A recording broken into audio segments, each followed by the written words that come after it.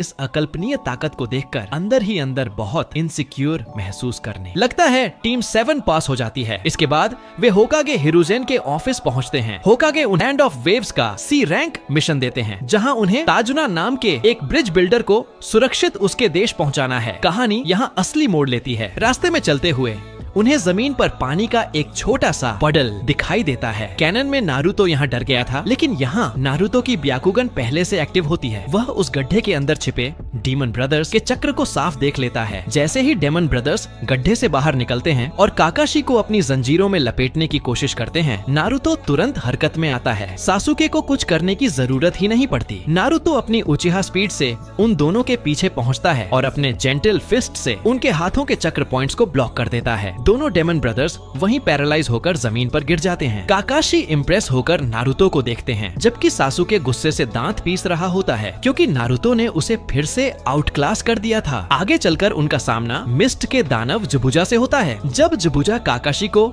Water prison में फंसा देता है तो नारुतो घबराता नहीं है। वह तुरंत कुरामा के चक्र का इस्तेमाल करता है और अपनी शेरिंगन से जबुजा के वाटर क्लोन्स की असली मूवमेंट पकड़कर उन्हें नष्ट कर देता है, जिससे जबुजा को अपना जुत्सु तोड़ना पड़ता है। इसके बाद असली बैटल शुरू होती है, जब हाकू अपने क्रिस्टल आइस मिरर्स का इस्तेमाल करता है और सासुके को अंदर फंसा लेता है। सासुके की 1 टोमोए शेरिंगन हाकू की स्पीड को ट्रैक नहीं कर पाती। तब नारुतो बीच में कूदता है। वह घबराता नहीं है। वह अपनी बयाकुगन से हाकू की असली लोकेशन देख लेता है। हाकू जैसे ही सेन बॉन फेंकता है, नारुतो अपनी उचिहा स्पीड से उन्हें हवा में ही रोक लेता है। वह हाकू को देखकर मुस्कुराता है और अपनी ह्यूका कबीले की जेंटल फिस्ट में उचिहा की गति मिलाकर शीशे पर एक ऐसा जबरदस्त वार करता है कि हाकू का मिरर चकनाचूर हो जाता है। हाकू बुरी तरह घायल होकर गिर पड़ता है और नारुतो आसानी से उसे हरा देता है। टीम 7 लैंड ऑफ वेव्स से वापस कोनोहा लौटती है और काकाशी उन्हें चुनिन एग्जाम्स के लिए नॉमिनेट करते हैं। असली रोमांच शुरू होता है फॉरेस्ट ऑफ डेथ में। वहां अचानक उनका सामना लेजेंडरी सानिन ओरोचिमारू से होता है। ओरोचिमारू की नजर